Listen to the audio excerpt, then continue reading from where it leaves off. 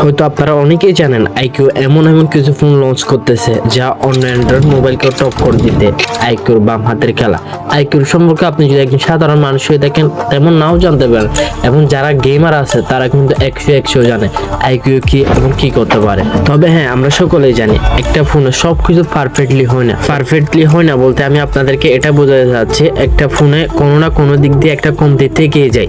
তো এই ফোনে এরকম কোনো কমতি পাবেন না। তাহলে দেখা যাক, আমি যে আপনাদেরকে এত অজবড়ভাবে বোঝাচ্ছি, আপনাদের মাথায় গিয়ে ফেলতেছি, তাহলে দেখা যাক এই ফোনে তেমন কি ফিচার আছে, তেমন কি গিয়া। তো গাইস, আপনারা সবার জন্য একটা সুখবর আছে। সুখবরটা হচ্ছে কি, আমি এই আইকিউ Z11X এটা হচ্ছে কোন একজনকে গিভঅ্যাওয়ে করব। শর্ত কিন্তু একটা, আমার এই চ্যানেলে কিন্তু এখন প্রায় 300 মতো সাবস্ক্রাইব আছে, আর হচ্ছে এই ভিডিও দেখে হচ্ছে আপনারা প্রায় 700 মতো করে এককে করে দিবেন, আর হচ্ছে এই ভিডিওতে একটা কমেন্ট করে যাবেন। আপনি ভাগ্যবান হলে আপনিও পেতে পারেন। তো গিভঅ্যাওয়েতে অংশগ্রহণ করতে চাইলে এখনই সাবস্ক্রাইব করে একটা কমেন্ট করে ভিডিও দেখতে থাকুন।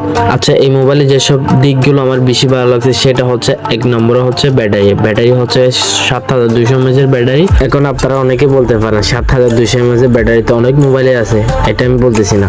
এই মোবাইলে হচ্ছে 6 বছর পর্যন্ত ব্যাটারি হেলথ ভালো থাকবে। কেমনে ভাই? আবার এই মোবাইল রয়েছে শক্তিশালী প্রসেসর ডাইমেনসিটি 7400।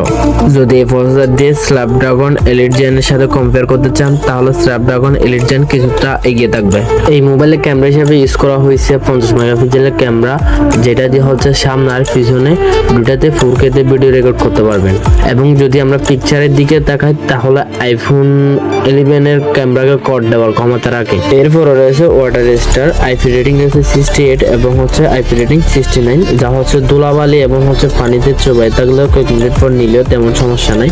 এরপর রয়েছে স্টোরেজ টাইপ হচ্ছে ইউপিএস 3.1, যা হচ্ছে এই বাজেটের ফোনে এটা কিন্তু আশা করা যায়। এরপর রয়েছে আন্ড্রয়েড স্কোর কিন্তু 1 মিলিয়ন প্লাস কিন্তু রয়েছে, যার কারণ হচ্ছে 4-5টা উইন্ডো কিন্তু আপনারা কিন্তু ইজিলি লেকচারে কিন্তু চালাতে পারেন। আরেকটা কথা হচ্ছে আইকিউর মোবাইলগুলো হচ্ছে গেমিং এর জন্য বানানো, এটার জন্য আপনারা ভিডিও এডিটিং ও মোবাইলের মধ্যে অনেক ভালোভাবে করতে পারেন এবং গেমিংও করতে পারেন ভালোভাবে, কোনো সমস্যা নেই। এবং আপনারা যদি আমার মতো যদি একজন যদি স্পোর্টস প্লেয়ার হয়ে থাকেন তাহলে কিন্তু এটাও দিয়ে, এই মোবাইলটা দিয়ে কিন্তু বাড়ি কিন্তু গেম খেলতে পারবেন, এবং হচ্ছে ফ্রি ফায়ার বলুন বা পাবজি বলুন, এইসব গেমগুলোতে কিন্তু আপনি কিন্তু স্পোর্টস খেলতে পারবেন, কোনো ল্যাগ বা কোনো কিছু পাবেন না, ওটা নিশ্চিত থাকতে পারেন। আর যদি ফাস্ট চার্জিং এর কথা আসে, ওইখানে হচ্ছে আপনি 44 ওয়াটের ফাস্ট চার্জিং পেয়ে যাচ্ছেন এবং হচ্ছে বাইফার চার্জিং ও পেয়ে যাচ্ছেন, সাথে গেমারদের জন্য ডিসপ্লে হিসেবে পেয়ে যাচ্ছেন একটা 6.76 ইঞ্চি বড় সরো ডিসপ্লে 120 হার্টজের, যা গেম খেলতে এবং হচ্ছে আপনার স্ক্রল করতে অনেক ভালো লাগবে। আর এই ডিসপ্লেতে রয়েছে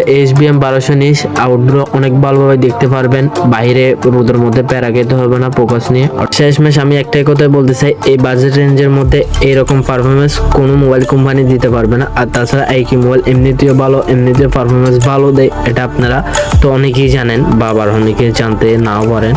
তো তাছাড়া হচ্ছে আমি একটা কথা, আমি আইকিউ Z10X ইউজ করি অনেকদিন ধরে, তাছাড়া ওইটা কিন্তু অনেক ভালো পারফরমেন্স দিচ্ছে, অনেক ভালো কাজ করতেছি এটা নিয়ে। আর এই মোবাইলটা আপনারা বাংলাদেশের বাজারে 26,500 টাকার মধ্যে 128 যে ভেরিয়েন্ট আছে ওইটা পেয়ে যেতে পারেন, এবং 8/128 যেটা আছে ওটা কিছুটা বাড়াতে আছে, আর এটা হচ্ছে 8/256 GB, এটা 30,000 টাকার মধ্যে পেয়ে যাবেন।